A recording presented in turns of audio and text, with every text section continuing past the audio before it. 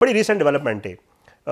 PIA sari जड़ा है वो थानू पता है कि फ्लैग बैरियर है साड़ी जड़ा है पाकिस्तान दी कहा जाता है कि PIA वो जड़ा है साड़ा इदारा है जिसने बाकी दुनिया के बहुत सारे इदारियां नू ना सिर्फ बनाया बल्कि उन्होंने सिखाया भी कि कुछ है वजह क्या बनी कि उन्होंने सानू वेचना पै गया ते नाल इहदा जिहड़ा वेचन है क्या वो फायदे चे नुकसान चे आम अगर मैं आम आदमी क्योंकि बड़ी डिस्कशन हो रही होती है लोग कह रहे हैं कि जी वेच दी ने नहीं वेचनी चाहिए सी हुकूमत दे मौकफ है कि जी असी साड़ी उन्होंने अपना पॉइंट ऑफ व्यू है सारी गल है तो पहले तो मैं चाहना कि दस दो जी PIA वेचनी चाहिए सी नहीं वेचनी चाहिए सी अगर वेची है तो कितना फायदा होया तो कितना नुकसान होया देखो ਜਿਹੜੇ ਹਾਲਾਤ ਚੱਲ ਰਹੀ ਸੀ ਉਹਦੇ ਵਿੱਚ ਤੇ ਇਹਦਾ ਵੇਚਣਾ ਹੀ ਅੱਛਾ अच्छा चल रही सी ना ਚੱਲ ਰਹੀ ਸੀ ਮੈਂ ਹਰ ਸਾਲ ਜਿਹੜਾ ਸੀ ਅਰਬੋਂ ਰੁਪਇਆ ਤੁਹਾਨੂੰ ਪਾਉਣਾ ਪੈਂਦਾ वही ना जेबू पा रहे ਕਮ ਅਜ਼ ਕਮ ਉਸ ਤੋਂ ਤੇ ਤੁਹਾਡੀ ਬਚਤ ਹੋ ਜਾਏਗੀ ठीक है ਜਿਹੜੀ ਤੁਸੀਂ ਕਹਿ ਰਹੇ ਹੋ ਕਿ ਨਹੀਂ ਵੇਚਣੀ ਚਾਹੀਦੀ ਸੀ ਨੈਸ਼ਨਲ ਫਲੈਗ ਸੀ ਉਹ ਆਈਡੀਅਲ ਸਿਚੁਏਸ਼ਨ ਸੀ ਲੇਕਿਨ ਚੂੰਕਿ ਅਸੀਂ ਇਦਾਰੇ ਨੂੰ ਪੋਲਿਟਿਸਾਈਜ਼ ਕਰ ਦਿੰਦੇ ਹਾਂ ਪੋਲੀਟੀਕਲ ਭਰਤੀਆਂ ਕਰਦੇ ਹਾਂ ਓਵਰ ਸਟਾਫਿੰਗ ਕਰ ਦਿੰਦੇ ਹਾਂ ਉਹਦੇ ਨਾਲ ਅਸੀਂ ਇਦਾਰੇ ਬਰਬਾਦ ਕਰ ਦਿੰਦੇ ਹਾਂ ठीक ਔਰ ਇਸੇ ਤਰ੍ਹਾਂ ਇਹ ਸਾਡੇ ਐਸਿਡ ਸਨ ਔਰ ਬਦਕਿਸਮਤੀ ਦੇ ਨਾਲ ਕਿਸੇ ਇੱਕ ਹਕੂਮਤ ਨੇ ਨਹੀਂ ਮੁਸਲਸਲ ਜਿਹੜੀਆਂ ਹਕੂਮਤਾਂ ਆਉਂਦੀਆਂ ਰਹੀਆਂ ਨੇ ਉਹਨੇ ਆਪਣੇ ਪੋਲੀਟੀਕਲ ਏਜੰਡੇ ਨੂੰ ਔਰ ਪੋਲੀਟੀਕਲ ਲੋਕਾਂ ਨੂੰ ਜਿਹੜਾ ਰਾਜ਼ੀ ਕਰਨ ਲਈ ਇਹਦੇ ਵਿੱਚ ਬੇਦਰੇਕ ਭਰਤੀਆਂ ਕੀਤੀਆਂ ਔਰ ਜਿਹੜੀ ਨਹੀਂ ਵੀ ਜ਼ਰੂਰਤ ਸੀ ਉਹ ਵੀ ਭਰਤੀ ਕੀਤੀ ਔਰ ਹੈਵੀ ਤਨਖਾਹਾਂ 'ਤੇ ਵੀ ਕੀਤੀਆਂ ਫਿਰ ਉਹਦਾ ਨਤੀਜਾ ਇਹ ਨਿਕਲਿਆ ਕਿ ਵਾਇਬਲ ਨਹੀਂ ਰਹੇ जी ਤੇ ਅਲਟੀਮੇਟਲੀ ਫਿਰ ਸਾਨੂੰ ਇਸ ਨੂੰ ਵੇਚਣ ਦੀ ਨੌਬਤ ਆਈ ठीक ਔਰ ਇਹ ਪਿਛਲੇ ਕਈ ਸਾਲਾਂ ਤੋਂ ਕੋਸ਼ਿਸ਼ ਹੋ ਰਹੀ ਸੀ किनू वेच दईए ਇਹਨੂੰ ਵੇਚ ਦਈਏ ਤੁਹਾਨੂੰ ਯਾਦ ਹੋਏਗਾ ਕਿ ਬੜਾ ਕਲਿੱਪ ਵਾਇਰਲ ਹੋਇਆ ਸੀ ਔਰ ਜੁਮਲਾ ਵੀ ਬੜਾ ਵਾਇਰਲ ਹੋਇਆ ਸੀ ਵਜ਼ੀਰ ਖਜ਼ਾਨਾ ਸਾਡੇ ਸਨ ਮਿਫਤਾ ਇਸਮਾਈਲ इफ्ता इसमाइल साहब ਜਿਹਦੇ ਵਿੱਚ ਉਹਨਾਂ ਨੇ ਕਿਹਾ ਸੀ ਕਿ PIA ਨੂੰ ਔਰ ਸਟੀਲ ਮਿਲ ਨੂੰ ਨਾਲ ਕੀਤਾ ਸੀ ਕਿ ਅਗਰ ਕੋਈ PIA ਸਟੀਲ ਮਿਲ ਖਰੀਦੇਗਾ ਤੇ ਅਸੀਂ PIA ਉਹਨੂੰ ਮੁਫਤ ਦੇ ਦਿਆਂਗੇ यही सर मैं एक्चुअली थोड़ी सॉरी गल कट रहा यही लोग एतराज़ करते हैं कि देखो जी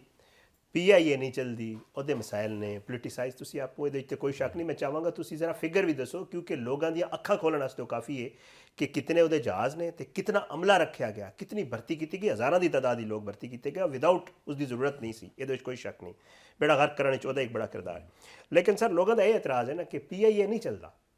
ਪ੍ਰਾਈਵੇਟ ਸਾਡੇ कुछ ऐसे वज़रा ने कुछ साढ़े जड़े अपना साबिक वज़ीर आज़म साहब ने उन्होंने अपने जड़े है अपना तो उन्होंने जड़े एयरलाइनस जो चल रहे हैं सेम केस है स्टील मिल का तुसी जिक्र किया साड़ी जड़ी मुल्की स्टील मिल वो नहीं चल रही तो इत्थे प्राइवेट स्टील मिलां ने चल रही ने तो एक वजह की है सारी दी पूरे की वजह एक गवर्नेंस ही है और माल एडमिनिस्ट्रेशन है जी और नालायक लोग अहम अहदे पर बिठाना वही पोलिटिकली मोबलाइज करने वास्ते बुनियादी वजूहत यही ने ओवर स्टाफिंग है और प्रॉपर तरीके नाल ना चलाना फिर मुल्क और कौम की बजाय ज़ाती मफाद में तरजीह देना यही वो वजूहत ने जिहड़ियां किसी भी इदारे नूं तबाह करते हैं और देखो जो प्राइवेट सैक्टर के लोग आते हैं तो वो इन्हां दा बहुत ज़्यादा ख्याल रखते हैं बहुत लिहाज रखते हैं जी और उन्होंने एक बंदा भी भर्ती करना होंदा तो कम अज़ कम उसनूं जो गेज करते हैं जरूर करते हैं कि असी अगर इसनूं 10,000 या 20,000 भी बंदा तनख्वाह दे रहे हैं तो अगर ये सानू 12,000 कमा के नहीं देता तो कम अज़ कम सानू 10 से कमा के देना कि अपना जो पैसे उन्हें कढ़े जी लेकिन ਜਿਹੜੇ ਸਰਕਾਰੀ ਇਦਾਰੇ ਹੁੰਦੇ ਨੇ ਉਹਨਾਂ ਦੇ ਵਿੱਚ ਇਹ ਸਾਡੀ ਮੈਂਟੈਲਿਟੀ ਵੀ ਹੁੰਦੀ ਹੈ ਤੁਸੀਂ ਇਦਾਰਿਆਂ ਦੇ ਵਿੱਚ ਚਲੇ ਵੀ ਜਾਓ ਉੱਥੇ ਜਿਹੜੇ ਲੋਕ ਵੀ ਹੁੰਦੇ ਨੇ ਉਹ ਵੀ ਇਹੀ ਸਾਰਾ ਦਿਨ ਕੈਲਕੂਲੇਸ਼ਨਾਂ ਕਰ ਰਹੇ ਹੁੰਦੇ ਨੇ ਕਿ ਓਵਰ ਟਾਈਮ ਕਿੰਨਾ ਆਉਣਾ ਹੈ ਛੁੱਟੀਆਂ ਕਿੰਨੀਆਂ ਨੇ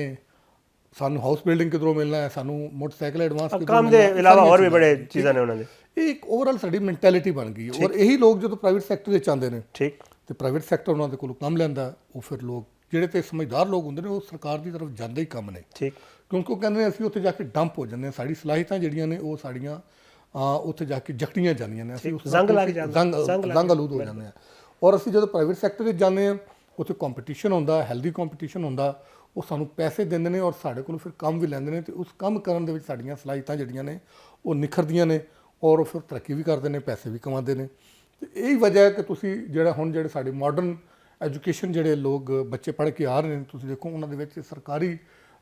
ਜਿਹੜੀ ਨੌਕਰੀ ਹੈ ਉਸ ਦਾ ਰੁਝਾਨ ਬਹੁਤ ਕਮ ਹੁੰਦਾ ਜਾ ਰਿਹਾ ਠੀਕ ਹੈ ਔਰ ਇਹ ਤੁਸੀਂ ਦੇਖਣਾ ਕਿ ਹੁਣ ਤੇ ਅਸੀਂ ਲੋਕਾਂ ਨੂੰ ਗੋਲਡਨ ਹੈਂਡਸ਼ੇਕ ਔਰ ਮੁਖਤਲਿਫ ਤਰੀਕੇ ਦੇ ਨਾਲ ਲੋਕਾਂ ਨੂੰ ਫਰਕ ਕਰ ਰਹੇ ਨਾ ਤੇ ਅਗਰ ਇਹੀ ਰੁਝਾਨ ਰਿਹਾ ਜਿਹੜਾ ਕਿ ਸਾਡੇ ਲੋਕ ਐਜੂਕੇਸ਼ਨ ਦਾ ਸਾਡਾ ਜਿਹੜਾ ਮਿਆਰ ਬਿਹਤਰ ਹੋ ਰਿਹਾ ਹੈ ਤੇ ਇਨਸ਼ਾਅੱਲਾ ਇੱਕ ਵਕਤ ਆਏਗਾ ਕਿ ਸਰਕਾਰ ਢੂੰਡਿਆ ਕਰੇਗੀ ਕਿ ਬੰਦਾ ਕੋਈ ਸਰਕਾਰੀ ਨੌਕਰੀ ਕੋਲ ਆਏ ਕੋਈ ਕੰਮ ਦਾ ਬੰਦਾ ਆਏ ਹੁਣ ਵੀ PIA ਵੇਚਣ ਦਾ ਫਾਇਦਾ ਹੋਇਆ ਨੁਕਸਾਨ ਤੁਸੀਂ ਉਹ ਗੱਲ ਦੇਖੋ ਓਵਰਆਲ ਤੇ ਮੈਂ ਕਹਾਂਗਾ ਕਿ ਜਿਹੜਾ ਮੇਰਾ 28-30 ਸਾਲ ਦਾ ਜਿਹੜਾ ਇੱਕ ਕੈਰੀਅਰ ਹੈ ਨਾ ਇਕਨੋਮੀ ਦਾ ਉਹਦੇ ਵਿੱਚ ਤੇ ਮੈਂ ਇਹ ਕਹਾਂਗਾ ਕਿ ਜਿਨ ਹਾਲਾਤ ਦੇ ਵਿੱਚ ਹੈ ਸੀ ਤੇ ਬਿਹਤਰ ਹੋਇਆ ਔਰ ਫਾਇਦਾ ਹੀ ਹੋਇਆ। ਬਾਕੀ ਪੋਲਿਟਿਕਸ ਹੋ ਰਹੀ ਹੈ, ਦੇਖੋ ਪਾਕਿਸਤਾਨ ਤਹਿਰੀਕ ਇਨਸਾਫ ਸੀ, ਉਹਨੇ ਵੀ ਕੋਸ਼ਿਸ਼ ਕੀਤੀ ਕਿ ਇਸ ਨੂੰ ਵੇਚ ਦਿੱਤਾ ਜਾਏ, ਨਹੀਂ ਵੇਚ ਸਕੇ। ਠੀਕ। ਪਾਕਿਸਤਾਨ ਪੀਪਲਸ ਪਾਰਟੀ ਆਈ, ਉਸਨੇ ਵੀ ਬੜੀ ਕੋਸ਼ਿਸ਼ ਕੀਤੀ, ਠੀਕ। ਨਹੀਂ ਵੇਚ ਸਕੇ। ਠੀਕ ਹੈ, ਇਸੇ ਤਰ੍ਹਾਂ ਸ਼ੌਕਤ ਅਜ਼ੀਜ਼ ਦੇ ਦੌਰ 'ਚ ਬੜੀ ਕੋਸ਼ਿਸ਼ ਹੋਈ, ਨਹੀਂ ਹੋ ਸਕੇ, ਕਿਉਂਕਿ ਬਲਕਿ ਇਸੇ ਹਕੂਮਤ ਦੇ ਮੇਰੇ ਖਿਆਲ ਪਿਛਲੇ ਉਹਦੇ ਵਿੱਚ ਵੀ ਉਹਨਾਂ ਕੋਸ਼ਿਸ਼ ਕੀਤੀ ਸੀ ਕਿ ਨੂਨ ਲੀਗ ਨੇ ਵੀ ਕੋਸ਼ਿਸ਼ ਕੀਤੀ, ਨਹੀਂ ਹੋ ਸਕੀ। ਠੀਕ। ਔਰ ਇਹ ਬਹਰਹਾਲ 2025 ਦੀ ਬੜੀ ਕਾਮਯਾਬੀਆਂ ਦੇ ਵਿੱਚੋਂ ਇੱਕ ਕਾਮਯਾਬੀ ਹੈ। ਅੱਛਾ। ਠੀਕ ਹੈ, ਅਗਰ ਇਹਨੂੰ ਚਲਾ ਲੈਂਦੇ ਫਿਰ ਤੇ ਬਹੁਤ ਹੀ ਆਈਡੀਅਲ ਸੀ। ਠੀਕ ਹੈ। ਠੀਕ ਹੈ, ਲੇਕਿਨ ਚूंकि ਹਾਲਾਤ ਇਤਨੇ ਵਿਗੜ ਚੁੱਕੇ ਸਨ, ਇਹਨੂੰ ਚਲਾਉਣਾ ਇਹਦਾ ਕੋਈ ਨਜ਼ਰ ਨਹੀਂ ਸੀ ਆ ਰਿਹਾ ਸਾਹਮਣੇ। ਠੀਕ ਹੈ। ਤੇ ਇਨ ਹਾਲਾਤ ਦੇ ਵਿੱਚ ਇਹਦਾ ਵੇਚ ਦੇਣਾ ਹੀ ਠੀਕ ਸੀ। ਕਮ ਅਜ਼ ਕਮ ਹੁਣ ਬੜੀ ਸਿਆਸਤ ਹੋ ਰਹੀ ਹੈ ਕਿ ਜੀ 10 ਅਰਬ ਆਏਗਾ, 20 ਅਰਬ ਆਏਗਾ। ਦੇਖੋ 10, 20 ਅਰਬ, 25 ਅਰਬ ਮੈਟਰ ਨਹੀਂ ਕਰਦਾ। ਠੀਕ। ਠੀਕ ਹੈ, ਅਸਲ ਮੈਟਰ ਇਹ ਕਰਦਾ ਹੈ ਕਿ ਤੁਹਾਡੇ ਕਿੱਟੀ ਦੇ ਵਿੱਚੋਂ, ਨੈਸ਼ਨਲ ਕਿੱਟੀ ਦੇ ਵਿੱਚੋਂ ਜਿਹੜੇ ਹਰ ਸਾਲ ਅਰਬਾਂ ਰੁਪਇਆ ਨਿਕਲਦਾ ਸੀ, ਕਮ ਸੇ ਕਮ ਪਹਿਲੀ ਗੱਲ ਹੈ ਕਿ ਉਹ ਜਿਹੜੀ ਬਲੀਡਿੰਗ ਹੋ ਰਹੀ ਸੀ ਇਕਨੋਮੀ ਦੀ, ਉਹ ਰੁਕ ਜਾਏਗੀ। ਠੀਕ। ਉਹ ਬੱਚਤ ਹੈ। ਦੂਸਰੀ ਚੀਜ਼ ਇਹ ਹੈ ਕਿ ਇਹਦੇ 25% ਸ਼ੇਅਰ ਹੁਕੂਮਤ ਦੇ ਕੋਲ ਹੈ, ਉਹ ਵੀ ਓਵਰਆਲ ਜਿਹੜੀ ਇਹਨਾਂ ਦੀ ਕੈਲਕੂਲੇਸ਼ਨ ਹੈ ਕਿ 55 ਅਰਬ ਰੁਪਏ ਦੀ ਕੈਲਕੂਲੇਸ਼ਨ ਹੈ ਕਿ ਸਾਨੂੰ ਆਉਣਗੇ। ਜੀ। ਔਰ ਉਸ ਤੋਂ ਇਲਾਵਾ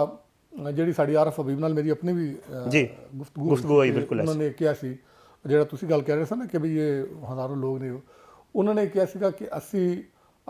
ਇਹਨਾਂ ਦੇ ਜਿਹੜੇ ਸਕਿਲਡ ਲੋਕ ਨੇ ਅਸੀਂ ਉਹਨਾਂ ਨੂੰ ਕੱਢਾਂਗੇ ਨਹੀਂ, ਬਲਕਿ ਉਹਨਾਂ ਦੀ ਅਸੀਂ ਜਿਹੜੀ ਸਕਿੱਲ ਹੈ ਉਹਦਾ ਫਾਇਦਾ ਉਠਾਵਾਂਗੇ ਔਰ ਅਸੀਂ ਇਹਦੀ ਐਕਸਪੈਂਸ਼ਨ ਕਰਾਂਗੇ। ਉਹ ਜਦੋਂ ਐਕਸਪੈਂਸ਼ਨ ਹੁੰਦੀ ਹੈ ਕਿਸੇ ਵੀ ਚੀਜ਼ ਦੀ ਤੇ ਫਿਰ ਉਹ ਖੱਪ ਜਾਂਦੇ, ਮਜ਼ੀਦ ਪੈਦਾ ਹੁੰਦੇ, ਖੱਪ ਜਾਂਦੇ ਨੇ ਲੋਕ ਜਿਹੜੇ ਮੌਜੂਦ ਨੇ, ਉਹਨੇ ਖੱਪ ਜਾਂਦੇ ਨੇ। ਡੈਫੀਨਿਟਲੀ ਦੇਖੋ ਸਰਕਾਰ ਦੇ ਉਹ ਦਾਮਾਦ ਬਣੇ ਦੇ ਸਨ, ਉਸ ਵਕਤ ਲੋਕ ਕੰਮ ਨਹੀਂ ਕਰਦੇ ਜੀ। ਲੇਕਿਨ ਜਦੋਂ ਪ੍ਰਾਈਵੇਟ ਸੈਕਟਰ ਦਾ ਬੰਦਾ ਆਏਗਾ ਉਹ ਤੇ ਉਹਨੂੰ ਤੇ ਕੰਮ ਪਿਆਰਾ, ਚਮ ਨਹੀਂ ਪਿਆਰਾ। ਠੀਕ। ਉਹ ਕੰਮ ਮੰਗੇਗਾ ਤੇ ਜਿਸਨੇ ਰਹਿਣਾ ਹੋਇਆ ਉਹ ਫਿਰ ਕੰਮ ਕਰੇਗਾ।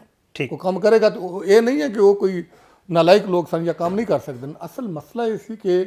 ਉਹ ਕੁਝ ਨਾਲਾਇਕ ਹੈ ਵੀ ਸਨ ਜਿਹੜੇ ਪੋਲੀਟੀਕਲੀ ਭਰਤੀ ਕੀਤੇ ਸਨ, ਲੇਕਿਨ ਮਸਲਾ ਇਹ ਸੀ ਕਿ ਗਵਰਨੈਂਸ ਦਾ ਨਿਜ਼ਾਮ ਇਤਨਾ ਬੁਰਾ ਹੋ ਚੁੱਕਿਆ ਸੀ, ਇਤਨੇ ਹਾਲਾਤ ਵਿਗੜ ਚੁੱਕੇ ਸਨ ਕਿ ਜਿਹੜੇ ਲੋਕ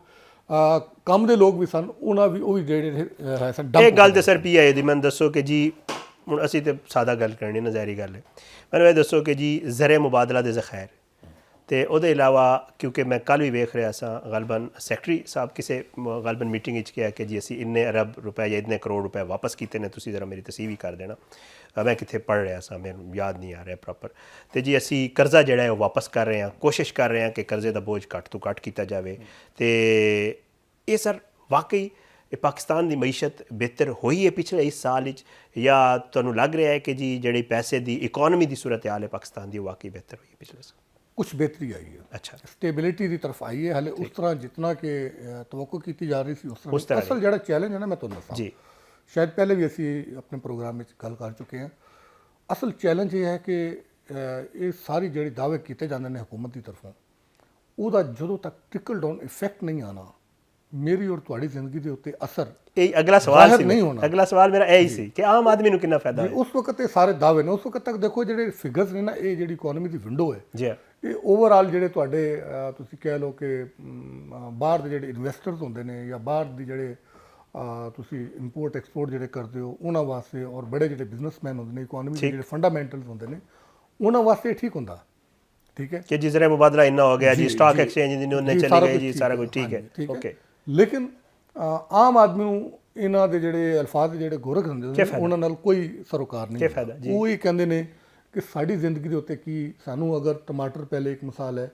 100 ਰੁਪਏ ਕਿਲੋ ਮਿਲਦੇ ਸੀ ਤੇ ਹੁਣ ਕਿਸ ਤਰ੍ਹਾਂ, ਚੀਨੀ ਸਾਨੂੰ ਪਹਿਲੇ ਕਿਸ ਰੇਟ ਤੇ ਮਿਲਦੀ ਸੀ, ਹੁਣ ਕਿਸ ਰੇਟ ਤੇ ਮਿਲਦੀ ਹੈ। ਸਾਡੀ ਪਹਿਲੇ ਆਮਦਨੀ 100 ਰੁਪਏ ਸੀ, ਅਸੀਂ ਉਸ 100 ਰੁਪਏ ਦੇ ਨਾਲ ਅਸੀਂ ਆਪਣਾ ਗੁਜ਼ਾਰਾ ਕਰ ਲੈਂਦੇ ਸਾਂ, ਸਾਨੂੰ 10-20 ਰੁਪਏ ਕਰਜ਼ਾ ਲੈਣਾ ਪੈਂਦਾ ਸੀ, ਹੁਣ ਸਾਨੂੰ 50 ਰੁਪਏ ਕਰਜ਼ਾ ਲੈਣਾ ਪੈਂਦਾ। ਕਿਉਂ? ਔਰ ਇਹਦੇ ਵਾਸਤੇ ਮੈਂ ਇਹ ਸਮਝਦਾ ਕਿ ਸਭ ਤੋਂ ਜਿਹੜੀ ਅੱਛੀ ਚੀਜ਼ ਹੈ ਨਾ, ਉਹ ਹੈ ਸਟੇਬਿਲਿਟੀ ਔਰ ਪੋਲੀਟੀਕਲ ਸਟੇਬਿਲਿਟੀ। ਠੀਕ, ਇਹਦਾ ਹੋਣਾ ਬਹੁਤ ਜ਼ਰੂਰੀ ਹੈ ਕਿ ਦੇਖੋ, ਔਰ ਇਹ ਸਾਨੂੰ ਨਾ ਇਸ ਦੇ ਵਿੱਚ ਉਲਝਾ ਵੀ ਦਿੱਤਾ ਜਾਂਦਾ। ਸਾਰੀ ਇਕਨੋਮੀ